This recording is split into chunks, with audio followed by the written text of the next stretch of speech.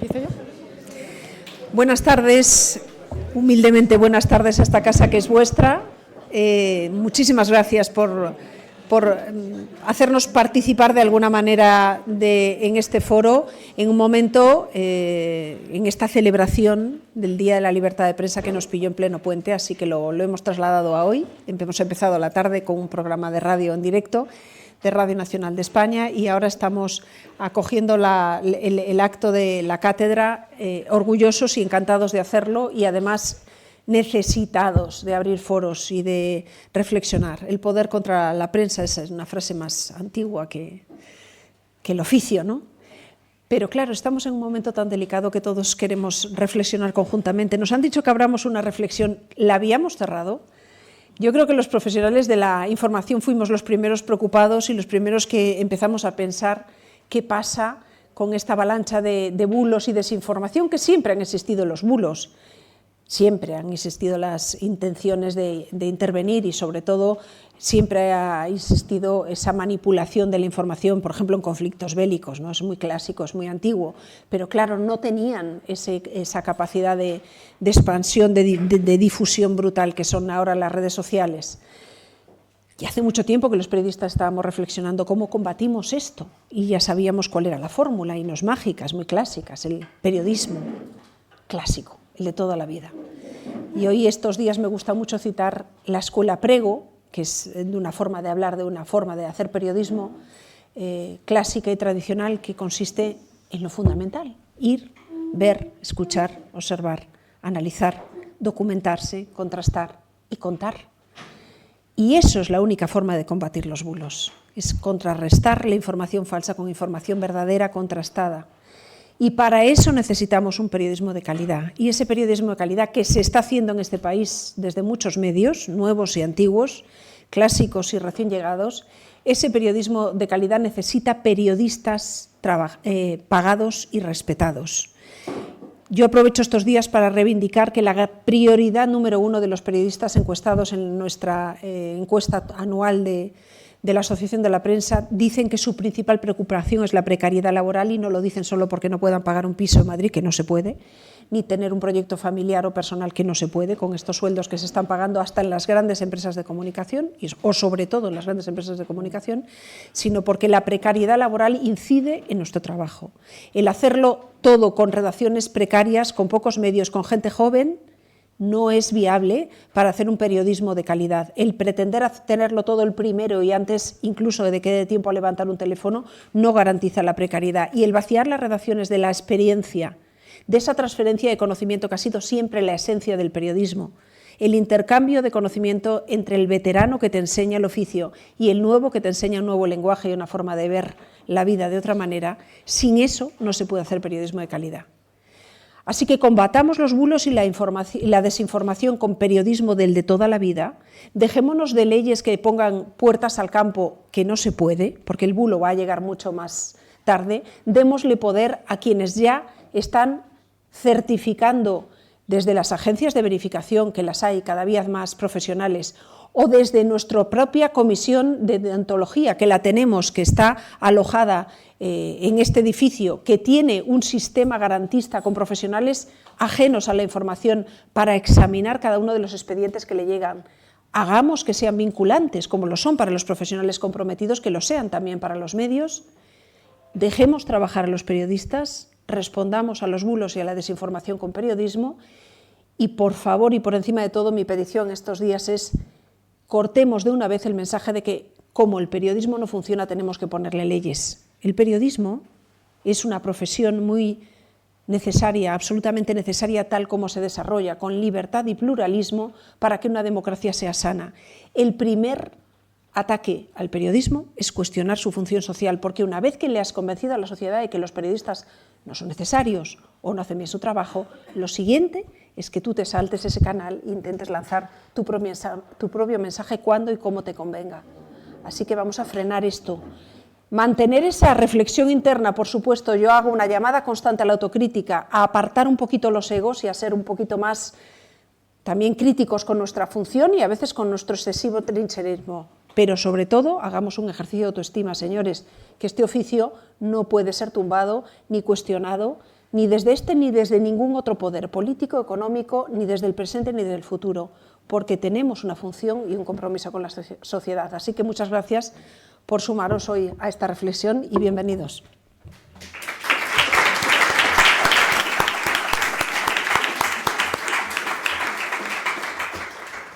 Bueno, pues muchas gracias. En primer lugar, agradecer a la Asociación de la Prensa el que nos acoja en esta sesión y dar las gracias también, por supuesto, a la Cátedra Vargas Llosa por la iniciativa de esta mesa redonda sobre el poder contra la prensa.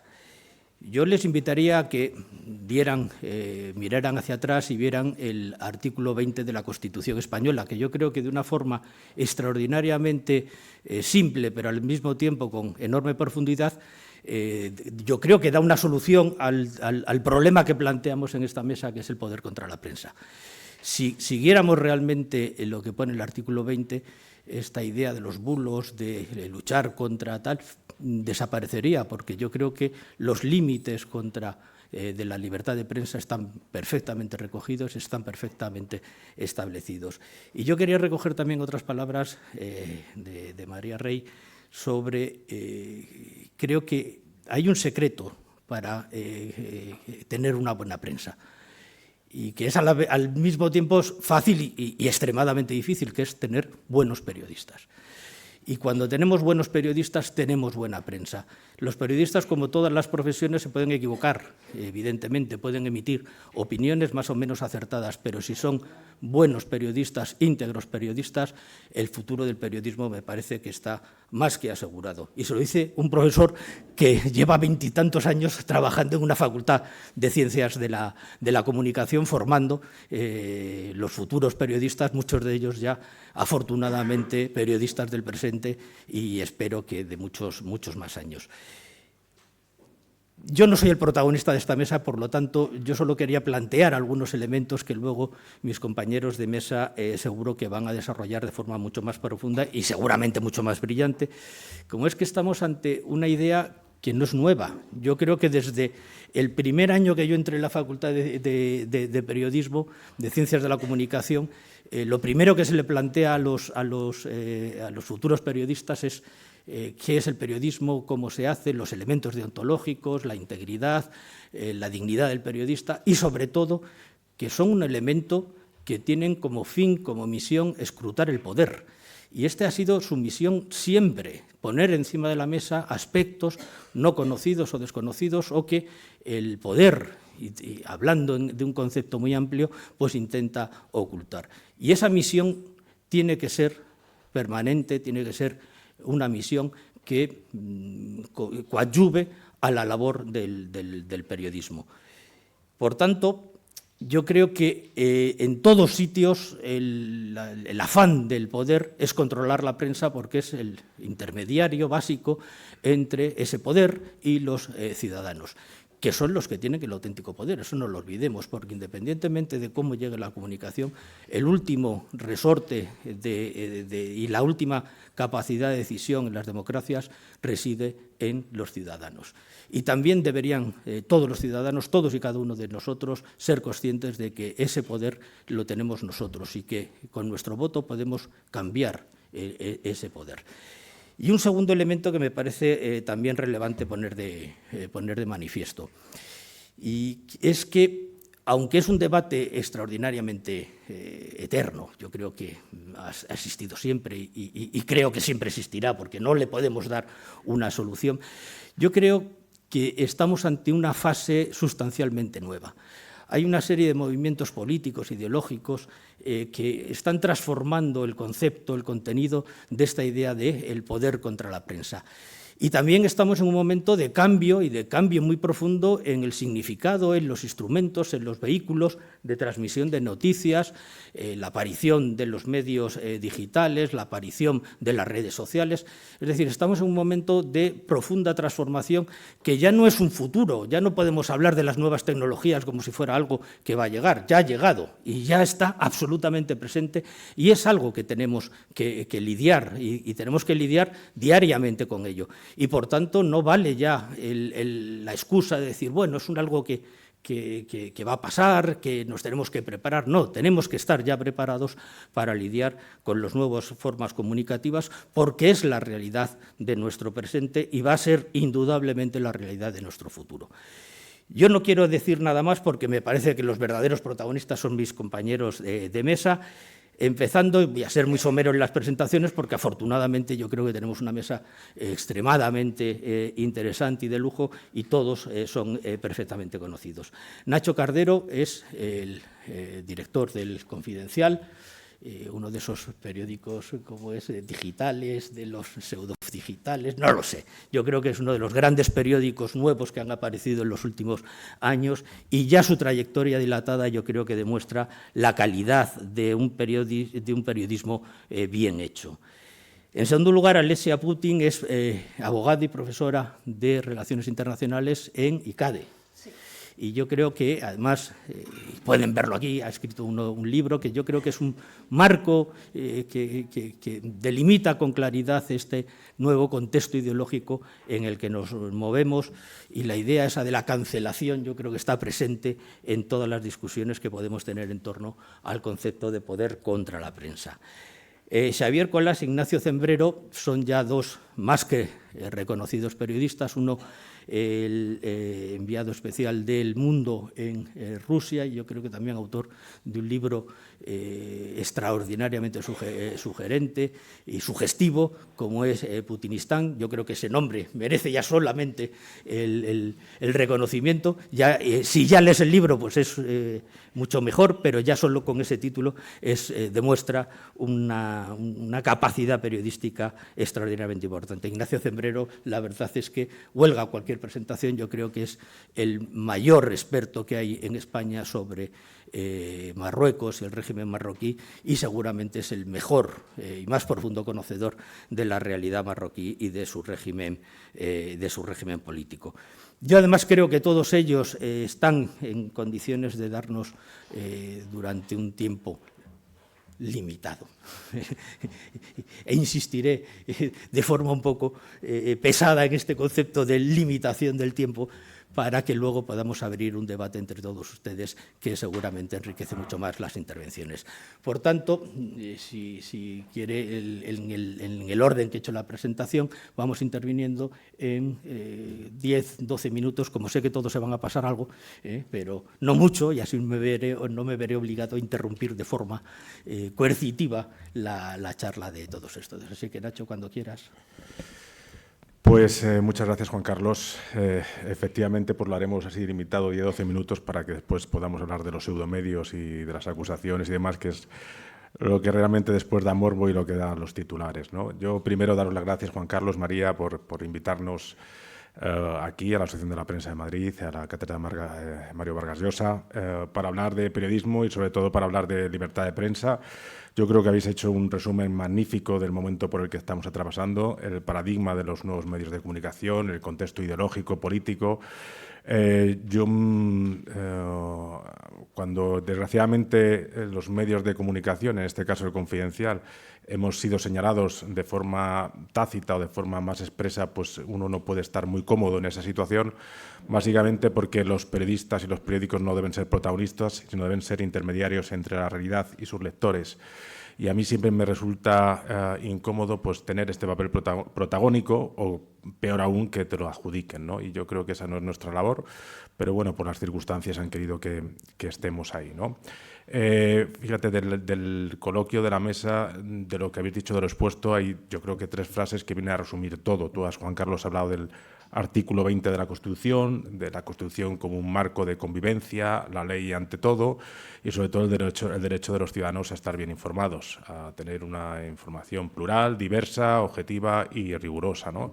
Y para mí es lo primordial. Después, leyendo El poder contra la prensa, recordar un poco las palabras de Manuel Martín Ferrán, que decía que el periodismo es ejercer el de contrapeso frente al poder, frente a cualquier tipo de poder, sea ideológico, empresarial o de cualquier tipo. Y esa es la misión un poco del periodismo, de ese periodismo que tiene que contar lo que otros no quieren que cuentes o que quiere contar lo que otros quieren que calles.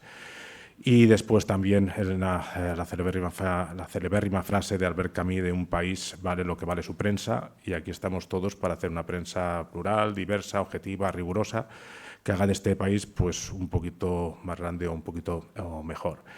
Efectivamente, las circunstancias, el escenario actual es sumamente complicado. Yo no sé si os pasará a vosotros. Lógicamente, la prensa siempre ha sido cuestionada y mucho, su credibilidad, su rigor, pero yo creo que el momento actual peca de una gravedad como yo antes jamás había visto, ¿no? Y sé que vivimos en una situación de alerta informativa constante. Sé que la desinformación pues campa a sus anchas y muchas veces la verdad la quieren ocultar con desinformación. Sé que, como hablabas antes, las nuevas tecnologías, la inteligencia artificial, pues todo ha puesto al periodismo en un brete. Yo creo que el periodismo ejercer el periodismo jamás ha sido tan complicado, y lo vengo exponiendo por unos puntos que yo creo que no se les escapa a nadie y que ya más o menos de aquí de una forma indirecta lo han dicho. Por un lado, es para mí lo más importante, que además es un debate que tengo aquí mucho que lo comento muchas veces con Carlos Alsina, ¿no? Que la verdad ha muerto, y es verdad. Es decir, ya nadie puede saber a ciencia cierta lo que es verdad y lo que es mentira. De hecho, la mentira ha triunfado. Tú puedes decir que a lo mejor que este color es el blanco, Xavi dice que es amarillo, tu blanco amarillo, y al final todos vosotros decís que es amarillo y yo termino creyendo que es amarillo, ¿no? Y eso es debido también porque el relativismo está triunfando, es decir, los principios, los valores que siempre creíamos inmutables o con los que ejercíamos nuestra profesión, pues también están cambiando, y ahora triunfa el relativismo, ¿no? El fin justifica los medios. Yo creo que también hablamos de una crisis de la verdad, yo creo que también hay una crisis profunda de la ética. Después, la polarización. Siempre hemos abogado por la centralidad, que no por el centro, un espacio donde poder llegar a acuerdos desde los extremos, y esa centralidad ha desaparecido para que cunda la polarización y el enfrentamiento. Y algo que muchas veces ha llegado a la clase política, a la sociedad, pues también incluso ha llegado a los medios de comunicación, ejerciendo algunas veces alguna labor que no les propia, que es ajena de los medios, ¿no? Después ya hay otro punto que quizás es el que más me preocupa de todos los que he tratado últimamente, que es la merma de las libertades, que desde el sector público se está invadiendo esferas de lo privado que antes eran inimaginables, no ya porque te digan a qué grados tienes que poner la calefacción, no es cuánta carne tienes que comer, o demonizar los resultados empresariales o, digamos, la libertad de prensa, sino porque el sector público, lo que son los tentáculos de lo público, ha llegado hoy muy lejos, o quiere llegar muy lejos, y todos somos testigos en las últimas semanas de lo vivido, del Juan Carlos, cuando hablabas de pseudomedios, de las acusaciones de pseudomedios, de intentar de invasión por parte de los poderes públicos de esferas como puede ser la meramente periodística. Para mí eso me parece muy grave, de cómo lo público invade o intenta, digamos, tener un control férreo sobre la prensa. Y también no solamente eso, porque que los poderes públicos quieran hacerlo, pues no me preocupa tanto. Bueno, me preocupa, pero lo que más me afecta casi anímicamente es el apoyo que tiene por parte de un sector de la sociedad civil y sobre todo por algunos medios competidores. Eso sí que me preocupa, y me preocupa bastante, ¿no? Y después también en este marco de que jamás he visto que sea tan complicado ejercer el periodismo, yo creo que es muchos de estos problemas que tiene la prensa actual, la verdad, la polarización, la ética, la libertad, viene también por el problema de la empresa periodística o de la crisis de modelo de empresa periodística, es decir, que los medios sean solventes para poder sobrevivir en el medio y largo plazo, porque, como yo siempre digo, para que un periódico, un medio sea independiente editorialmente, tiene que ser también independiente económicamente, ¿no? Y aquí me parece que también tampoco hemos llegado a dar con la tecla. Alguna publicación de New Yorker hablaba de si los medios estábamos preparados para nuestra extinción, así de rotundo, o amigos como Teodoro León Gros, que acaba de publicar un libro recientemente que se llama El fin del periodismo, ¿no? Y claro, como digo, pues si realmente el periodismo adolece esta credibilidad y adolece estos cimientos económicos, pues muy difícilmente recuperará la confianza y la independencia editorial, la confianza de sus lectores. Esto lo digo porque aunque aquí todavía no haya llegado, en Estados Unidos ya se empiezan a ver, o se están viendo desde hace tiempo los atisbos de esta crisis de la empresa periodística, ¿no? El The Washington Post el año pasado perdió $100 millones, se dice pronto $100 millones, y anunció un recorte de su plantilla, de su redacción, de un 20%. Los Angeles Times también anunció el despido, creo que de un porcentaje importante de su plantilla. Y hay un dato escalofriante que leí precisamente en el artículo de New Yorker, que decía que en Estados Unidos desde el 2005 habían desaparecido una tercera parte de los medios de comunicación y 2/3 partes de los profesionales que se dedican a ejercer el periodismo, ¿no? Y si esto ha ocurrido en los Estados Unidos, difícilmente no va a pasar también aquí en nuestro país, en España. Con lo cual, el escenario no es nada alentador. Por eso digo que el periodismo jamás ha sido tan complicado. Pero tú, Juan Carlos, también lo dejabas caer antes cuando hablabas de las nuevas tecnologías, cuando hablabas de la labor del periodista. Igual que digo que jamás ha sido tan complicado, tengo que decir que jamás ha sido también tan necesario. Porque a pesar de la llegada de la inteligencia artificial, a pesar de, pues eso, de la invasión de lo público sobre lo privado, a pesar de que ahora mismo cuando vosotros cogéis un periódico, cualquier medio, sea de papel, impreso o sea digital, de las 10 cosas que ahora mismo ofrece ese medio desaparecerán, o de las 20 cosas que ofrece ese medio desaparecerán 19. El tiempo, la bolsa, los deportes, cosas que te las puede hacer la inteligencia artificial o cualquier otra herramienta de las nuevas tecnologías desaparecerá. Pero si desaparecen 19 de esas 20 cosas, que son lo que ha producido esa catarsis en Estados Unidos y en lo que es el modelo de empresa periodística, siempre nos quedará una, que es, insisto, que es lo que decía Manuel Martín Ferrán, a ejercer el periodismo crítico con el poder, siempre crítico con el poder. Ese valor añadido, eso que no puedes encontrar en ningún otro lado, esos periodistas, esos profesionales de calidad que se dedican a investigar, a llegar donde no llega la máquina, a llegar donde no llega nadie, a publicar lo que no quieren que publiquemos, ¿no? Y ahí están, pues como siempre, las llamadas.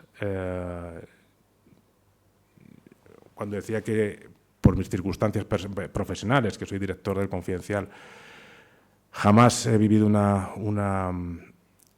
una situación como la actual, es porque y aquí saben muchos de ellos, porque cuento siempre la misma anécdota, cuando me nombraron director, pues siempre evaluaba la calidad del periódico, del periódico digital que dirijo, por el número de llamadas críticas que recibía. Porque tú, cuando tienes un equipo, y yo lo tengo magnífico, de periodistas cualificados de investigación, que son los mejores, o para mí, lógicamente, son los mejores porque son mis chicos y son mi equipo, no tengo duda de que están haciendo su trabajo lo mejor posible.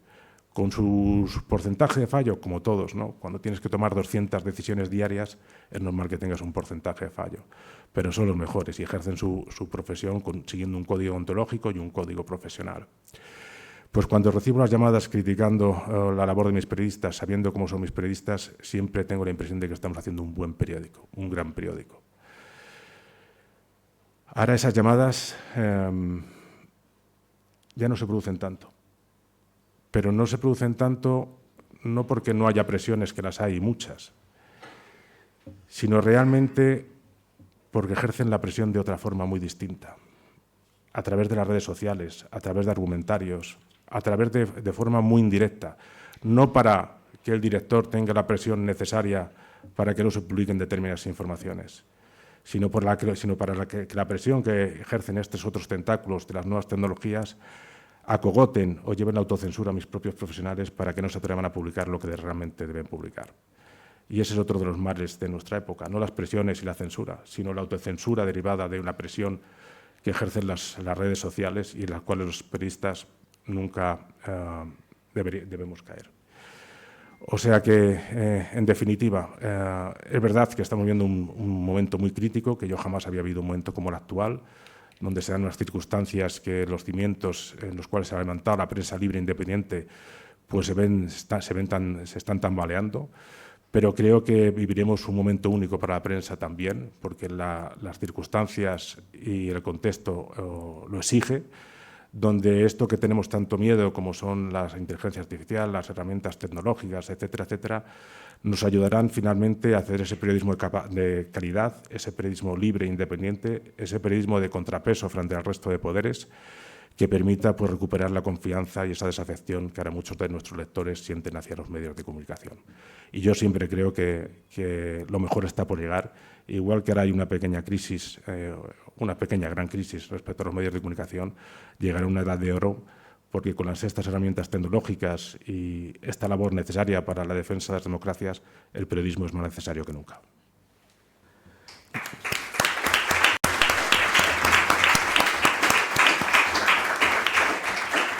Nacho, muchísimas gracias. Y encima no he tenido que intervenir para tal. Te has ajustado perfectamente al tiempo, así que yo te lo agradezco mucho. Pues Alesia, cuando quieras. Muchas gracias. Perdón, Alesia.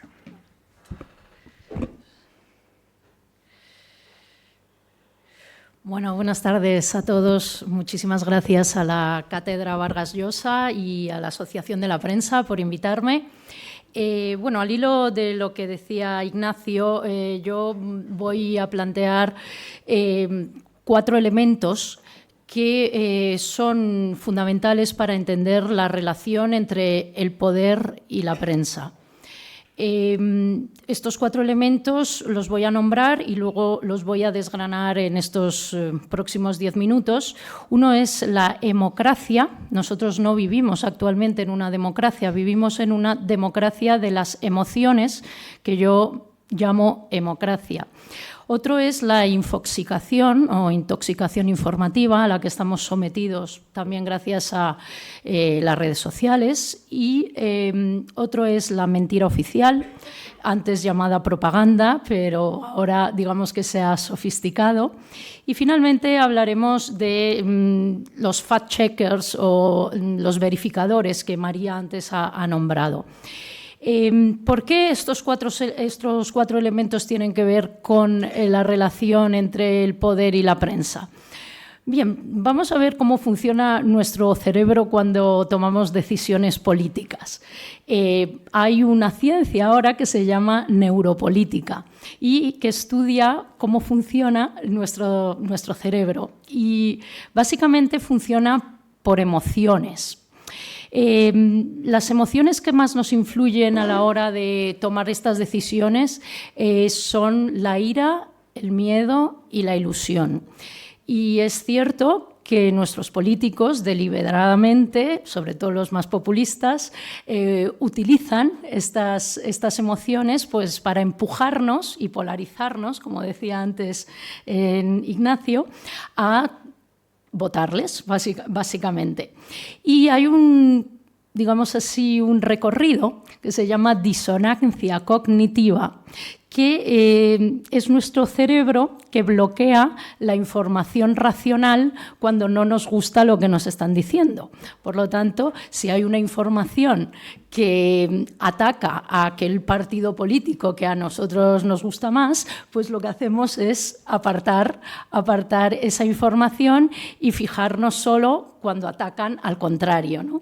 Entonces, este shortcut, como llaman los ingleses, que nosotros tenemos en nuestro cerebro, está siendo fomentado deliberadamente a través de la información que recibimos por parte de nuestros políticos. Y hay 3 ejemplos claros, y ustedes me van a entender muy bien. Uno es el concepto y la idea más abyecta y aberrante que yo he escuchado en la política española desde hace ya unos años, que es el de cordón sanitario. Poner un cordón sanitario, nosotros que hemos pasado una pandemia, es bastante terrible, ¿verdad? Todos tenemos las imágenes bien fijadas en nuestra mente.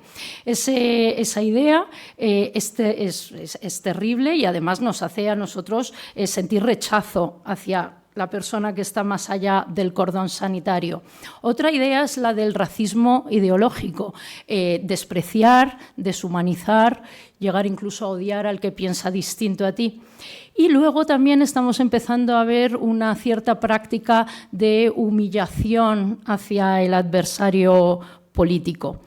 Todo esto genera un malestar en nuestra sociedad que se acrecienta con el segundo concepto, el de infoxicación o intoxicación informativa. Que generada sobre todo también porque todos nosotros tenemos un móvil y utilizamos nuestras redes sociales para informarnos, pero hay también la construcción de cámaras de eco. Nosotros en Twitter, por ejemplo, no podemos seguir a todo el mundo, elegimos a quién seguir. Entonces vamos creando nuestra burbuja informativa y a través de esa burbuja informativa provocamos que aumente también esa hemocracia, porque seguimos a los que nos gustan y solemos dejar de seguir a los que nos disgustan. Yo a mis alumnos siempre les sugiero que también sigan a lo que no les gusta, porque eso les permite no caer en una polarización, ¿no? En una polarización que es negativa y es lo que nosotros estamos viviendo en estos días. Luego hay también una banalización del lenguaje. Cuando nosotros utilizamos discriminadamente palabras como diálogo con gente que no quiere dialogar, palabras como fascista, cuando realmente utilizar ese término nada tiene que ver con Mussolini o comunista, o cuando queremos poner etiquetas, homófobo, cuando queremos poner etiquetas constantemente, al final estás reduciendo y banalizando el lenguaje, no estás analizando lo que de verdad está sucediendo en la sociedad. Y todo esto sucede también porque en Twitter, ahora un poco más, pero solo puedes escribir 140 caracteres y entonces si quieres lanzar un mensaje, la etiqueta, digamos que es lo más efectivo y lo más rápido. Y esto deriva en una situación desde el punto de vista político. Los políticos son muy conscientes de todo lo que os estoy contando aquí porque tienen asesores y tienen expertos en marketing. La neuropolítica es simplemente un derivado del marketing político y del marketing, del neuromarketing en general. Y entonces utilizan determinados mensajes para acrecentar la brecha que nos separa. Es lo que yo llamo en el libro el pensamiento binario. Entonces nos dividen entre buenos y malos, entre personas que difícilmente podrán llegar a consensos, a acuerdos, porque realmente lo que les interesa a ellos es polarizarnos para crear un grupo más compacto alrededor de sus militantes, seguidores, etcétera. Hemos visto ejemplos muy claros en las últimas semanas. Pero además utilizan también la propaganda, siempre se ha utilizado en política, no es algo reciente, pero la mentira oficial. Durante la pandemia, vuelvo a este ejemplo porque todos lo hemos vivido, bueno, pues tuvimos bastantes mentiras oficiales, ¿no? Los datos fueron falseados en un intento de cubrir una gestión, digamos así, mejorable, pero también al mismo tiempo nos dijeron que había un comité de expertos que luego se reveló que no existía. Por lo tanto, yo digo, sí, el bulo es algo muy negativo, es algo muy peligroso, pero también cuando se descubre el bulo, también podemos tomar decisiones, ¿no? También podemos saber y decir, bueno, pues me has engañado una vez, pero ya no me engañas más. Y una de las primeras cosas que se hizo durante la pandemia fue cerrar el portal de transparencia. Hoy también sabemos por qué era tan interesante cerrarlo. Para quien no lo sepa, el portal de transparencia sirve para dar una trazabilidad a las adjudicaciones públicas. Por lo tanto, nos permite a los ciudadanos y a quien esté interesado a seguir la adjudicación, por ejemplo, de contratos. Esto, además, tiene otra derivada que va más allá en cuanto a la mentira oficial, que es que hay medios que se han convertido en cuasigubernamentales por medio de rescates, subvenciones, publicidad institucional, activismo periodístico. Por lo tanto, claro, vemos cómo empieza a haber un movimiento que va muchísimo más allá de los medios como El Confidencial, del cual podemos decir que todavía no ha caído en esas prácticas. Evidentemente, al final, combinando democracia, infoxicación y mentira oficial, al final nos preguntamos, ¿y qué podemos hacer para resolver esto? ¿Cuál es la solución? Bueno, pensamos que en un momento determinado los verificadores de noticias, los fact-checkers, podían ser Podían ser personas, podían ser asociaciones. Aquí en España es una empresa, la más famosa, se llama Neutral. Pero en Europa tenemos asociaciones de varios medios que se dedican a controlar si las noticias son verdaderas o falsas. Yo lo que me pregunto en el libro es quién verifica el verificador. Porque igual que los medios de comunicación pueden tener una línea editorial, y está bien que la tengan, porque los verificadores no tienen o si tienen. Yo pregunto si tienen una línea editorial. Desde luego, yo estoy echando mucho en falta en estos días en España las verificaciones de muchos bulos, bulos de medios de comunicación y bulos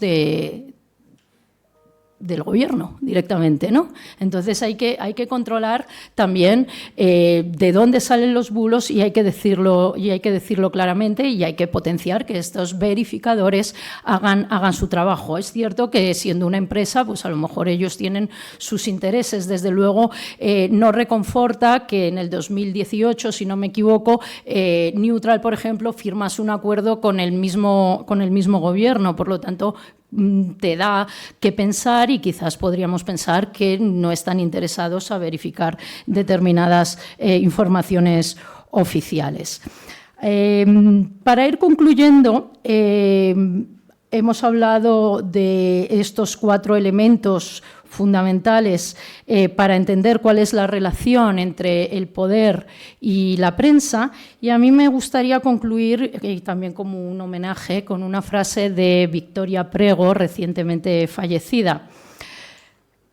La convicción democrática de los líderes políticos se mide por su respeto a la prensa. Y mientras no haya respeto a la prensa por parte de los líderes políticos, pues sabremos cuál es su convicción democrática. Muchas gracias.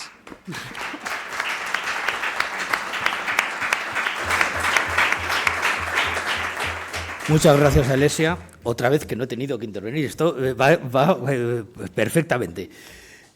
Saber cuando quieras.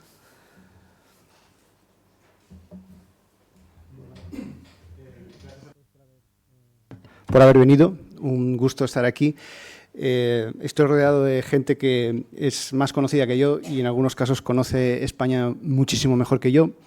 Yo puedo decir que he estado 12 años como corresponsal en Moscú y en mi defensa puedo argumentar que me ha servido para entender mejor todavía mi país y ha sido el momento donde he empezado a ver todavía las cosas más claras sobre lo que está pasando, sobre lo que puede pasar y sobre todo sobre lo que no nos debería pasar a nosotros. No he venido aquí a hablar de mi libro, como decía Umbral, pero sí a decir que he escrito Putinistán no solo para hablar sobre Rusia, sino también con un propósito aleccionador hacia el lector español, hacia nosotros los españoles. Porque lo que ha ocurrido en Rusia puede ocurrir también aquí, que en distintas versiones, pero tenemos que huir de la noción, como dice Timothy Snyder, de la nación sabia e inteligente. Decir, bueno, es que el nazismo estaba en un ingrediente, el ingrediente del nazismo estaba en el ADN alemán, o es que el carácter imperialista ruso es de esta manera, ¿no? Ya hemos visto que el totalitarismo y el expansionismo que vimos en el siglo XX, que hemos estudiado respecto al siglo XX en Alemania, se puede volver a repetir en otros lugares donde había vivido un totalitarismo, pero no un expansionismo a la alemana, ¿no? Y así es como yo creo que van a morir las democracias a partir de ahora. Sigue existiendo el modelo clásico, el de los militares entrando en el Parlamento, y aquí tenemos pues algo de experiencia en eso, ¿no? Pero también las democracias se pueden morir de aburrimiento, fruto del desinterés de la gente. Y en buena medida eso es lo que ocurrió en Rusia, aprovechando que es un acto organizado por la Cátedra Vargas Llosa. Pues podemos empezar así, ¿no? Evocando la frase de cuándo se jodió Perú, de la novela Conversación en la Catedral, pues cuándo se jodió Rusia, ¿no? Y Rusia se jodió cuando hubo un malentendido sobre la libertad. Hubo un malentendido sobre la libertad en los años 90, que fueron unos años muy difíciles para la mayor parte de los rusos, unos años en los que apareció la libertad y la pobreza al mismo tiempo. Y la gente masticó las dos cosas confundiendo los sabores. Y muy pronto surgió la idea, que nos sonará de estos días, de que hay que organizar de alguna manera la libertad porque nos podemos hacer daño. Surgió la idea de que los medios de comunicación mentían, que los medios de comunicación abusaban, lo cual era verdad también. Si hablamos de los medios de comunicación de Rusia en los años 90, es verdad que iban demasiado lejos y algunos ponían y quitaban ministros a su antojo, ¿no? Pero la gran mentira no suele ser la que dan los medios de comunicación. La gran mentira es cuando el gobierno dice que todo es mentira. Las mentiras de los medios de comunicación, y no les quiero quitar importancia a la mala praxis de los medios de comunicación, pero las mentiras y los bulos de los medios de comunicación normalmente no matan gobiernos, no hacen caer gobiernos con ese procedimiento antidemocrático de que una cosa que no es verdad derroca a un gobierno que ha sido elegido por la gente. Repasando, por ejemplo, la historia reciente de España, al felipismo no lo mataron las mentiras que se derramaron sobre él, sino las verdades del GAL y la corrupción. A Aznar no le mataron, no mataron su sucesión, no frustraron su sucesión las mentiras o los excesos que se dijeron sobre él, sino la verdad sobre el 11M. Y a Zapatero lo que impidió la prolongación del gobierno socialista fue la verdad sobre la crisis, que ellos estaban negando durante meses. Y a Rajoy le descabalgó la verdad de la corrupción. Es decir, que realmente los bulos hacen mucho daño a las personas, y eso es cierto, y tenemos que tener mucho cuidado con eso. Pero lo que realmente tuerce el rumbo de los gobiernos y les deja sin tiempo es precisamente lo que es verdad. Por eso, cuando vemos a un gobernante obsesionado o de baja o deprimido por las mentiras, lo más seguro es que esté deprimido por la verdad y que esté preocupado por las verdades, ¿no? Y eso yo creo que es una información que tenemos que manejar. Los gobiernos persiguen la verdad. Todos los gobiernos persiguen la verdad. Algunos con más miramientos y cautelas, como por ejemplo en España, y eso es algo que tenemos a favor, y otros con brutalidad, como por ejemplo en Rusia. Pero el mecanismo es lo que les mueve es similar. Es verdad que cada vez que pongo sobre la mesa alguna comparación, y yo siempre digo, comparar no es equiparar, entre Rusia y España, la gente me dice, bueno, no es para tanto. Y es verdad que no es para tanto. Es verdad. Nosotros tenemos una democracia, yo creo que de buena calidad en España, pero nos la podemos cargar. Es verdad que el caso ruso es distinto porque era una democracia muy débil lo que existió en los años 90. Pero vuelvo a lo mismo. Tenemos el ejemplo de Estados Unidos, una democracia muy fuerte. Y ya hemos visto cómo han estado jugando con fuego y hemos visto escenas, las del asalto al Congreso, por ejemplo, al Capitolio, que no pensamos jamás que veríamos, salvo en las películas. Y respecto a la frase no es para tanto, también yo diría que cuidado con esa frase, porque esa frase me la han dicho muchas veces en Rusia en los 12 años que he estado de corresponsal. Me han dicho, no, pero no es para tanto. Es verdad que no podemos cambiar las cosas, pero las cosas tampoco nos van a perturbar a nosotros, no van a ir a por nosotros, etcétera, etcétera. Y hasta que llega un momento en que se han dado cuenta de que es demasiado tarde, ¿no? Y ahora muchos amigos míos rusos sí que dicen que sí que es para tanto. Lo que pasa es que no lo pueden escribir. Y tenemos que huir también de la simplificación, que esa es otra de las cosas que detecto en España que empieza a ocurrir, de la glorificación de la voluntad popular, la soberanía y no sé cuantísimas cosas que se dicen respecto a un señor que simplemente ha conseguido una mayoría parlamentaria, pero que eso no le faculta para ni la mitad de las cosas de las que le gustaría hacer, ¿no? Lo digo porque en Rusia también se plantearon las cosas así. En Rusia también se plantearon las cosas en plan, bueno, ¿quién ha ganado las elecciones? ¿Quién tiene la mayoría? En Rusia existe una mayoría de gente que quiere que gobierne Vladimir Putin y entonces esto significa que el gobierno gobierna y el resto de la gente, si alguien se alza contra eso, es antidemocrático. Cuando en realidad todos sabemos que la democracia no funciona así. La democracia no es que entreguemos todo el poder a una persona que ha conseguido un 51% de los votos, sino precisamente la democracia es que se le pueda fiscalizar, que se le pueda investigar y que llegado un momento nos podamos librar de él, como nos hemos librado en España, muchas veces con retraso, Felipe con retraso, con Aznar con retraso, todo el mundo tendría que haber estado menos tiempo en el gobierno. Esta es la sensación que tenemos ahora, ¿no? Pero al final el sistema ha digerido al político, mientras que en Rusia el político ha ido digiriendo al sistema. El sistema se ha ido transformando para que no tenga que cambiar la persona que está al frente del país. Porque no es ninguna sorpresa, es que es una cosa que todos los adultos deberíamos saber. Los políticos no se quieren ir, normalmente no se quieren ir. Hay que crear un ecosistema en el cual sea fácil echarles. Como sea difícil echarles, estamos vendidos. Vuelvo a la lección de los años 90, porque entonces se dijo que los medios de comunicación abusaban y era cierto.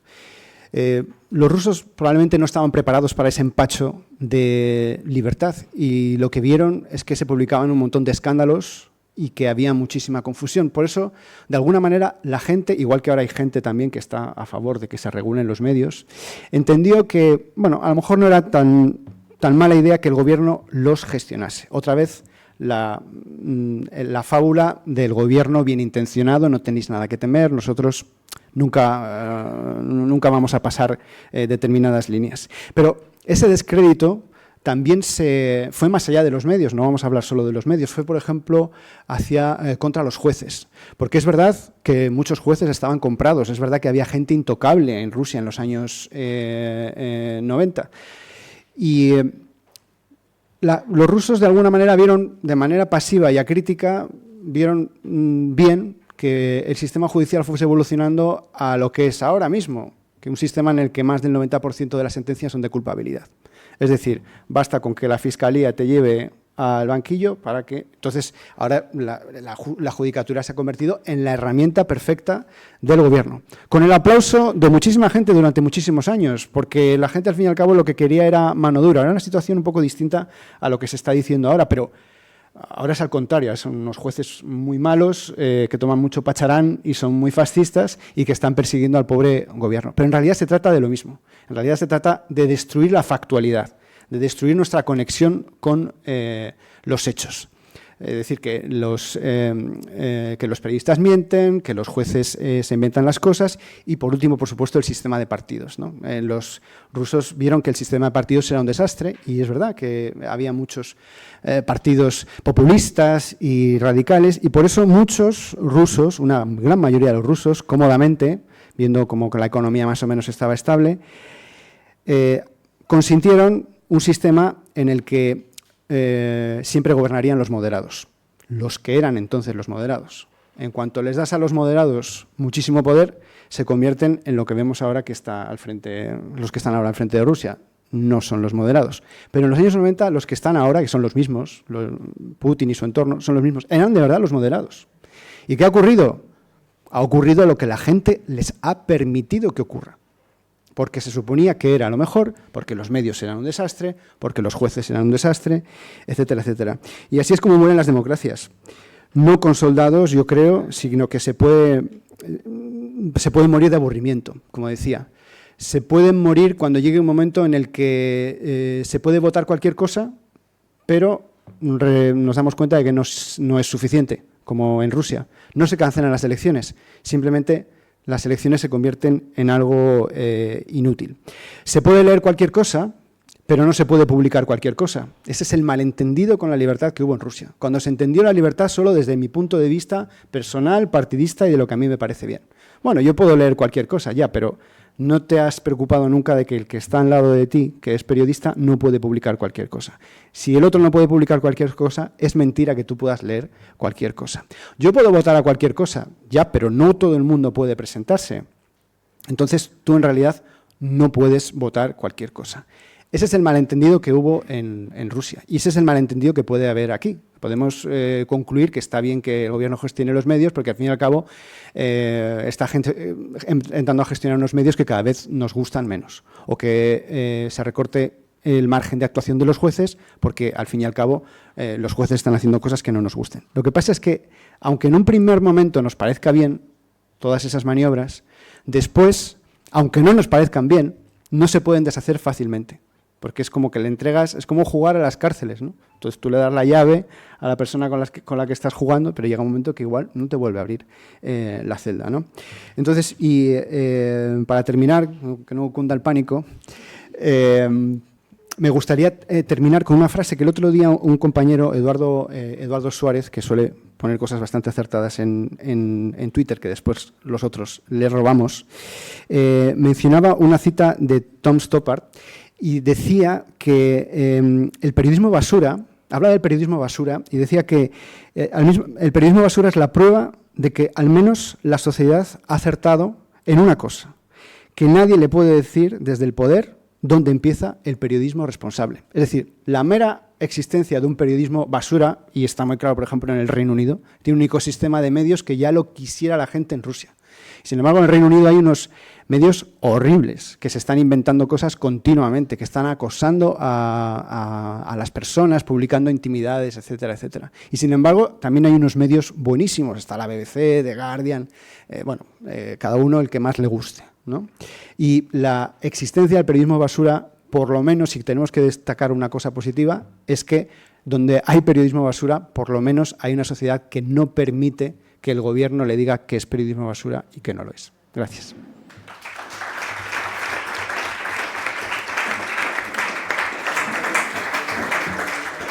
Xavier, muchas gracias. Ha sido no intencionado lo del móvil, ha sonado solo. Pero ha servido casi como una señal. 14 minutos. Bueno, pues acabamos con Ignacio, cuando quieras. Buenas tardes a todos y gracias, por supuesto, a la Cátedra Vargas Llosa y a la APM, la Asociación de la Prensa de Madrid, por esta invitación. A mí me pidieron en la Cátedra Vargas Llosa que yo hablara de mi recorrido, de mis peripecias periodístico-judiciales de estos últimos meses o de estos últimos años y lo voy a hacer, es como hablar un poco de mi libro, es decir, voy a contar un poco la historia. Pero antes quería hacer algunas, en estos tiempos en que el gobierno habla mucho de los bulos de la prensa, quería hacer algunas sugerencias al gobierno, a las autoridades, para justamente ayudar a la prensa a mejorar su nivel, ya que le hace estos reproches. Yo creo que entre las sugerencias que me parecen importantes, creo que necesitaríamos una auténtica ley de transparencia, la que se aprobó en 2013 en tiempos de Mariano Rajoy, es una auténtica basura, entre otras cosas porque no prevé ningún régimen sancionador para la institución, el ministerio o la presidencia del gobierno que se niegue a dar a la prensa o al que la requiera una información que el Consejo de Transparencia y Buen Gobierno considera útil. No hay régimen sancionador, esto marca la diferencia con otros países europeos, donde sí hay un régimen sancionador que consiste fundamentalmente en multas. Creo que también nos vendría bien tener una ley de transparencia sobre la propiedad de los medios, que sepamos quiénes son los auténticos dueños, una ley de transparencia sobre la publicidad institucional y los patrocinios. La hay en Cataluña y gracias a eso sabemos que la Generalitat le dedica 34 millones de euros al año a la publicidad institucional, que evidentemente va en su gran mayoría a los medios independentistas, pero eso aquí en Madrid no lo sabemos, en Valencia no lo sabemos. Estaría bien que supiéramos a quién va y con qué criterios está destinada la publicidad institucional en todos los rincones de España.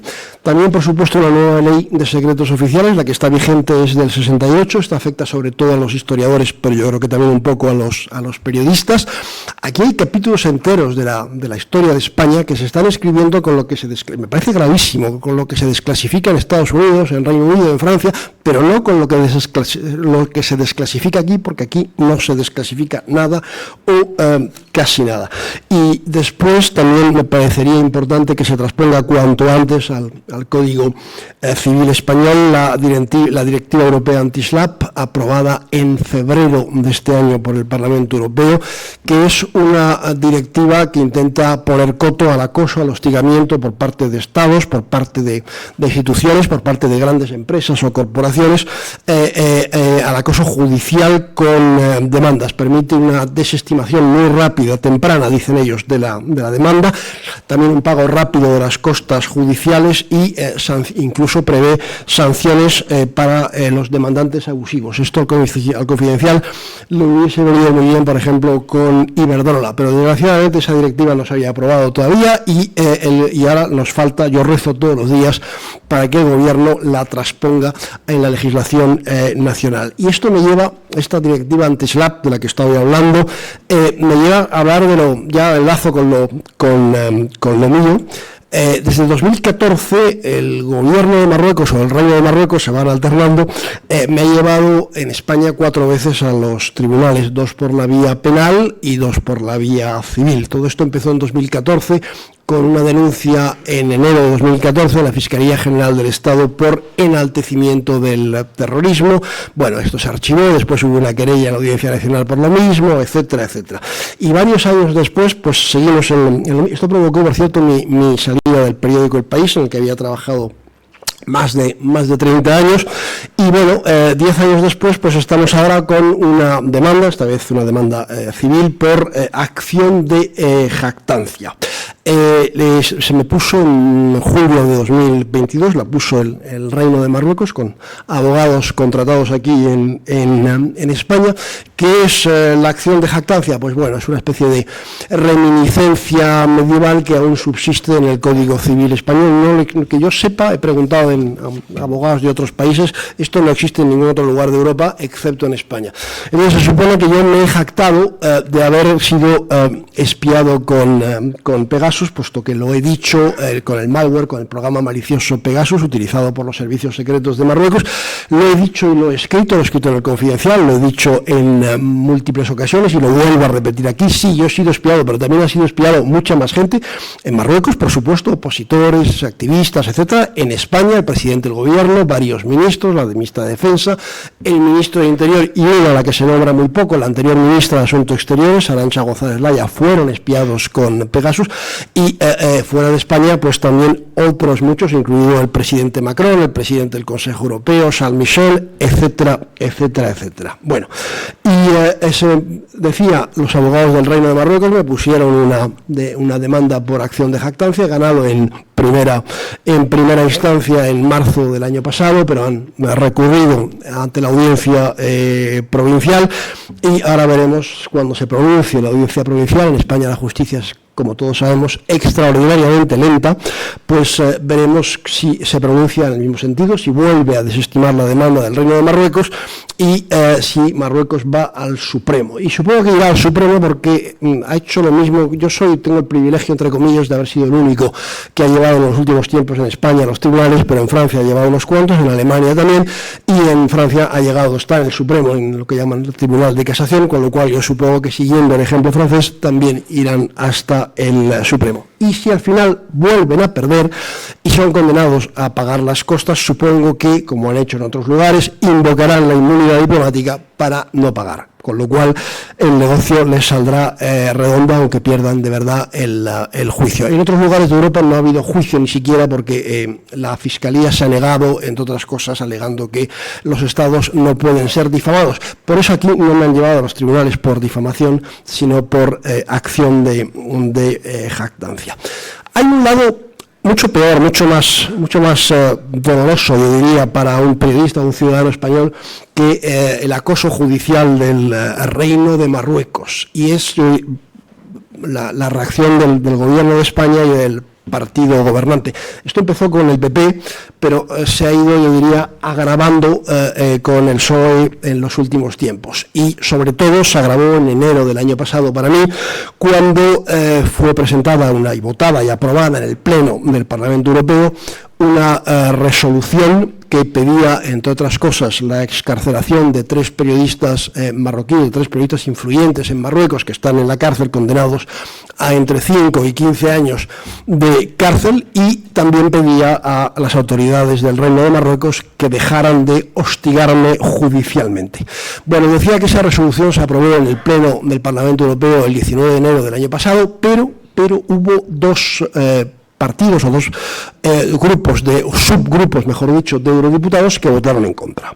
Por un lado estuvo la extrema derecha francesa, de los herederos de Marine Le Pen, y por otro lado estuvo el PSOE. Los eurodiputados del PSOE votaron en contra. Ese mismo día, el 19 de enero, le preguntaron en Barcelona al presidente Sánchez, mis colegas, por qué el PSOE había votado en contra en el Parlamento Europeo de esta resolución, y explicó que había algunos aspectos que no les gustaban. No entró en más detalle. Quiero recordar que las resoluciones no se presentan de un día para otro en el Parlamento Europeo, que hay toda una tramitación y que en ningún momento los eurodiputados socialistas españoles intentaron enmendar la resolución. No se opusieron en absoluto, pero cuando llegó el momento final de la votación, pues ahí sí votaron en contra. He recibido, y en ese sentido estoy muy satisfecho, he recibido apoyos, por supuesto, de los colegas, de la PM, que nos acoge hoy en día. He recibido apoyos en esta última etapa de muchos sindicatos, de muchos partidos políticos a la derecha y a la izquierda del PSOE, pero desde luego el PSOE en ningún momento se ha manifestado. Me ha llamado incluso la atención que algunos, secretarios de pequeñas agrupaciones del PSOE que conozco desde hace muchos años, ni siquiera me hayan puesto un WhatsApp privado para decirme, oye, ánimo, estamos contigo, en fin, aunque no me pueda expresar en público. No, ha sido un silencio sepulcral, cosa que, insisto, me llama la atención, excepto por parte de un socialista importante que no vive en España y que ese sí se manifestó y al que estoy agradecido. Y como estoy agradecido, insisto, a muchos partidos políticos, al PP, a Podemos, a Bildu, a Compromís, a Ciudadanos que han formulado preguntas al Gobierno, que han hecho intervenciones tanto en el Congreso de los Diputados como en el Parlamento Europeo. Y hay algo más, además, que esta forma de darme la espalda por parte de las autoridades o del Gobierno de España, y es que desde un tiempo a esta parte, ya empezó con el PP, pero se ha acentuado en la etapa actual, se me han cerrado las puertas de unas cuantas instituciones a las que yo acudía con alegría. En todas ellas tiene algo de peso, una cierta influencia, el Ministerio de Asuntos Exteriores. La primera que mencionaré es Casa Árabe, donde yo he intentado en varias ocasiones presentar mis dos últimos libros, en 2017 y en 2019. A través de la editorial se pidió que cualquiera de las tres salas nos fuera, se nos habilitara para poder presentar el libro. Eran libros que tenían que ver con el mundo árabe, con Marruecos, con los musulmanes en España, etcétera, etcétera, y entre los tres casos la respuesta fue negativa porque no había ninguna sala disponible hasta dentro de varios meses. Todas estaban ocupadas con pintores, con actos, etcétera, etcétera, y por tanto no estaban disponibles. También se me han cerrado las puertas, y lo siento, también a un lugar donde iba de vez en cuando a dar charlas o conferencias, que era la Escuela Diplomática, el máster de la Escuela Diplomática. Evidentemente depende directamente de Exteriores, y también un sitio donde yo no iba a dar conferencias, pero iba a escuchar, que era muy interesante, donde había reuniones a puerta cerrada, que es el think tank Real Instituto Elcano, que es el think tank más relacionado con la política exterior española, y donde yo iba ahí a sesiones, a reuniones a puerta cerrada. Generalmente eran desayunos con personalidades que pasaban por Madrid, y también ahí se me han cerrado las puertas. Afortunadamente me quedan, pues eso, las universidades, las fundaciones. Afortunadamente me queda París, donde de vez en cuando me invitan a dar conferencias, y yo voy ahí con gran alegría, cosa que ya no pude hacer como en algunas instituciones que dependen directamente o que están vinculadas al Ministerio de Asuntos Exteriores. Bueno, pues con esto ya he acabado de hablar de lo mío, y creo que más o menos he cumplido el horario. Gracias.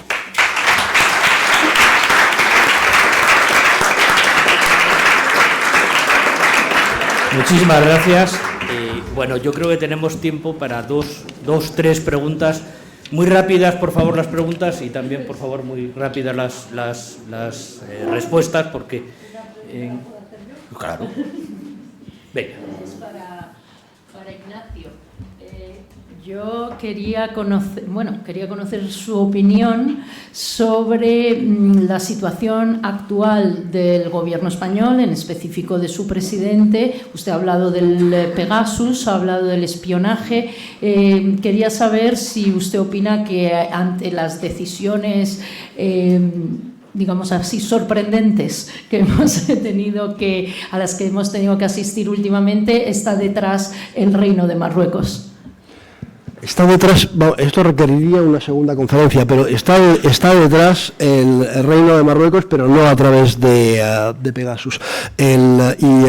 Resumiendo mucho, yo creo que el Reino de Marruecos ha expiado masivamente en Francia y en menor medida, pero también en España. Probablemente hay más de 200 titulares de móviles españoles que han sido espiados entre 2019 o 2018 y 2021-2022, pero en ningún momento el Reino de Marruecos ha ejercido, en mi opinión, ningún tipo de chantaje o de presión con la información recabada a partir del espionaje. La información recabada es cuantiosa, basta con leer para ello el auto con el que el juez Calama de la Audiencia Nacional archivó en julio del año pasado la denuncia del gobierno. Se ve que el móvil del presidente del gobierno estuvo durante 14 meses a tiro del espionaje marroquí. Él no dice a tiro del espionaje marroquí, pero sí a tiro de una potencia extranjera. 14 meses. Sin embargo, Marruecos ha negado sistemáticamente en todas partes, y por eso me ha llevado a mí a juicio, por eso ha llevado a varios medios de comunicación franceses a juicio, por eso ha llevado a algún medio de comunicación alemán a juicio también, ha negado tajantemente haber espiado y utilizar lo obtenido mediante el espionaje para chantajear o hacer presión sobre el gobierno es una forma de reconocer que se ha espiado. Marruecos lo ha negado aquí, lo ha negado en Francia, lo ha negado en todas partes. ¿Tampoco en el Sahara Occidental? También. ¿Alguna pregunta entre el público?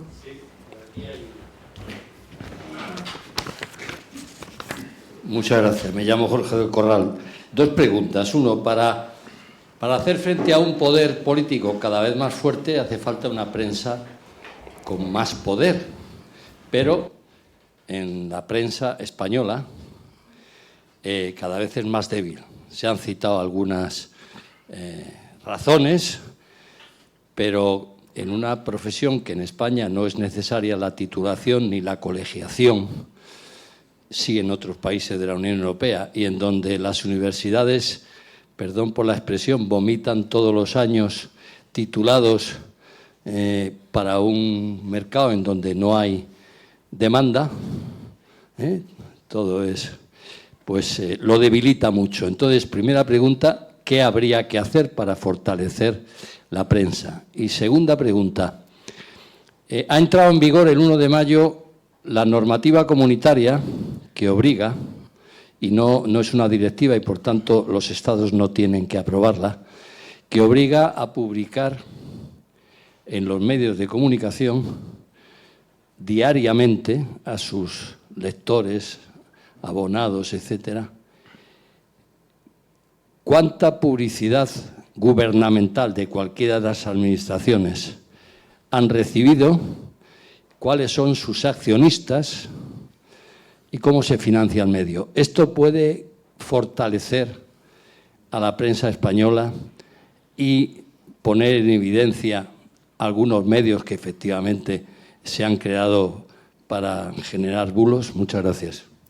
Solo una cosa antes de que contestéis cualquiera de vosotros. Por favor, las preguntas mucho más rápidas, porque si no, no va a haber forma humana de hacer otra pregunta. ¿Quién quiere contestar? Pues yo, por ejemplo, efectivamente, para recuperar la desafección y la falta de fortaleza que tiene actualmente la prensa hay que tomar medidas y tenemos que tomar medidas. Yo no entraría aquí tanto en el corporativismo ni en el tema de las profesiones, sino que tendería a hacer un periodismo mucho más cualitativo, un periodismo más profesional y más libre e independiente, ¿no? Para eso, como decía antes, es necesario la independencia económica y un plan de negocio solvente en el medio y largo plazo, lo cual no es fácil, ¿no? Creo que la Ley Europea de libertad de prensa, de los medios de comunicación, como decía antes María, a mí no me gustan las regulaciones porque una vez que abres esa puerta puede entrar por ahí cualquier cosa, es decir, estamos viendo actualmente pues algunas declaraciones pues que, claro, si aquí existiera un comité que fact-checker o que dijera que es verdad o que es mentira, pues al final la verdad es lo que le beneficia al gobierno de turno y la mentira es lo que lo perjudica, básicamente. Por eso hay que tener mucha precaución con las regulaciones que tienen que ver con la prensa y leyes como esta europea. Pero si no me gusta en la forma, sí creo que en el fondo es necesaria, ¿vale? Porque aquí mi compañero Ignacio Zembrero, bueno, todos han hablado de transparencia, Respecto a los poderes públicos, y les hemos exigido cosas, creo que también para recuperar esa credibilidad y esa confianza de nuestros lectores, nosotros también tenemos que estar concernidos a tomar determinadas medidas, ¿vale? Además de los periodistas cualitativos, el periodismo más profesionalizado, creo que hace falta mayor transparencia de los anunciantes, mayor transparencia de los ingresos, qué parte de los ingresos viene del sector público, qué parte viene del sector privado. Creo que es necesaria también murallas chinas de lo que tiene que ver la dirección con el accionariado, con la propiedad del medio. Creo que tienen que estar meridianamente claras. Creo también que con todo lo que nos viene por delante hace falta un etiquetado claro de lo que es información realizado por profesionales cualificados de lo que es otro tipo de información, por ejemplo, la realizada con inteligencia artificial. Creo que todas estas medidas sí que son necesarias, no porque lo diga una ley, sino creo por la buena salud de los medios de comunicación para recuperar parte de la credibilidad que los medios hemos perdido. Última pregunta. Bueno, creo que todos tenemos muy claro cuáles son las bases del periodismo muchas gracias. Y me gustaría preguntarles, a colación de todo lo que han planteado ustedes, es que si hablamos en general del periodismo, sabemos cuáles son las bases, pero hay un problema fundamental en el periodismo español y es el periodista independiente. Al periodista independiente se le castiga y esto es un hecho que es corroborable y además tenemos numerosos casos en nuestro país. Entonces, me gustaría plantearles si realmente las empresas de comunicación, los medios de comunicación que están a servicio de esas empresas de comunicación se doblegan ante el poder y de esa manera se castiga al periodista independiente y, por lo tanto, nos impiden hacer nuestro trabajo como realmente tenemos que hacerlo. Gracias. Gracias. ¿Quién quiere contestar? Bueno, recuperando la historia que contaba Nacho de lo buenas que son las informaciones según cuánta gente te llama para protestar, ¿no? Mi experiencia en ese sentido en los medios de comunicación ha sido bastante buena. Por supuesto que me he llevado también sinsabores y broncas, etcétera, ¿no? Pero en general a mí también me pasó eso. Trabajé durante 10 años en un medio local y me acuerdo que a veces llegaba yo de la calle y el director me decía: enhorabuena, me han llamado quejándose de ti y tal. O sea, buen trabajo, sigue así. O sea, que hay más gente como Nacho Cardero por ahí. Los medios de comunicación, yo creo que con todos nuestros defectos, vuelvo a lo que he dicho antes en mi intervención, no nos pasemos devaluando los medios de comunicación porque suele haber un relato interesado en eso. Yo creo que lo que sí que es verdad que los medios de comunicación tenemos que ser más responsables y no intentar polarizar a la gente como medio para monetizarles, porque luego después esa polarización se nos come, porque los radicalizas a tu audiencia y cuando quieres rectificar, tu audiencia te pone a parir porque dice que eres un blando, hay que echar a este columnista, que es un quinta columnista, nunca mejor dicho, etcétera, etcétera. O sea que yo creo que los medios, sobre todo, no pasarse de frenada, pero en general yo creo, por lo que también oigo de mis compañeros, hay casos, por supuesto, sí, bueno, hay gente que defenestrada por haber no sé cuántos y tal, sí, pasa, pero no nos quedemos con eso. Yo creo que en general los medios sí que apoyan a sus redactores y están muy acostumbrados a recibir llamadas de quejas. El problema es cuando esa bronca se intenta monetizar. Y yo creo que eso es lo que realmente puede perjudicar a los lectores, al mensaje y a los medios. Muy breve, por favor. Muy rápido. La comunicación es emisión y recepción y aquí se habla mucho de la parte comunicadora, que es la prensa. A mí me preocupa más la parte receptora, que somos los lectores. Mi sensación es que vivimos en una sociedad donde cada vez a menos gente nos interesa la verdad, ¿no? Yo viajo mucho por Latinoamérica y lo que he visto en Argentina con Kirchner, en Chile con Boric y en Colombia con Petro, me da la sensación de que empieza a pasar aquí. ¿Cuál es vuestra opinión sobre el hecho de que hay una parte cada vez más grande de la sociedad a quien la verdad le interesa cada vez menos, o al menos es mi percepción, y por tanto podéis estar hablando en vacío? Pues sí, la verdad es que llevas toda la razón, porque cuando llegamos, hay foros como este donde la verdad es que pues tengo que decir que todo lo que hemos vivido estas últimas semanas, ¿no? La ofensiva contra los medios de comunicación pues uno piensa, no solo por lo que lee la prensa extranjera, sino por el cariño que dispensáis todos a nuestras palabras, ¿no? Y el arrope que tenéis, pues creo que la ofensiva contra los medios de comunicación ya ha fracasado, ¿no? Y bueno, nosotros efectivamente en estos foros siempre pues hablamos de los medios de comunicación, se nos exige mucho, se nos pide mucho, se nos cuestiona, también se nos alaba y se nos pide mucho que llevemos la mochila de la regeneración democrática y que salvemos la democracia a los países. Y yo siempre les devuelvo a todo el foro, a la gente que nos está escuchando, la patata. Y bueno, ¿y vosotros qué hacéis por defender la democracia? Es decir, ¿os interesáis por tener un pensamiento crítico? ¿Leéis distintos medios? ¿Os suscribís a los medios para financiar, para que los medios sean solventes en el medio y largo plazo? Y muchas veces nos dan la callada por respuesta. Es decir, se exige mucho los medios de comunicación, pero después el aforo no corresponde con los medios de comunicación. Y decía, también lo digo mucho, que Edmund Burke, el pensador conservador, que para que el mal triunfe, las personas buenas, basta con que las personas buenas no hagan nada. Y vosotros que estáis ahí, y muchas personas que están ahí, tenéis que apoyar a los medios de comunicación cuando hay ofensivas como la que hemos visto en las últimas semanas. Bueno, perdón, pero es que tenemos que quitar a las 9, tenemos que desalojar, así que sí, yo lo siento, una más, pero... Yo quería decirle a Manuel que Isaac Asimov decía que en la paradoja democrática mi ignorancia vale tanto como tu conocimiento. Por favor, la última y ya sí que acabamos definitivamente. Pero extremadamente rápido, por favor. Sí, no, quería destacar algo. Está aquí una persona, Miguel Enrique Otero, que nos podría también indicar mucho sobre la libertad de expresión y de información, como le cerraron el Nacional. Y sobre la autorregulación, que me parece muy importante, también destacar la existencia de la Comisión de Arbitraje, Quejas y Deontología del Periodismo. También aquí hay algún periodista que se ha sometido a su jurisdicción y yo creo que ese paso le sirvió para que su verdad y su información y la verdad de su información se destacara. Bueno, me parece muy importante que exista esa comisión, que la conozcamos todos, los receptores de la información, pero también los propios periodistas. Nada más. Y gracias de verdad a la PM por este debate tan interesante y a vosotros por vuestra valentía, ¿eh?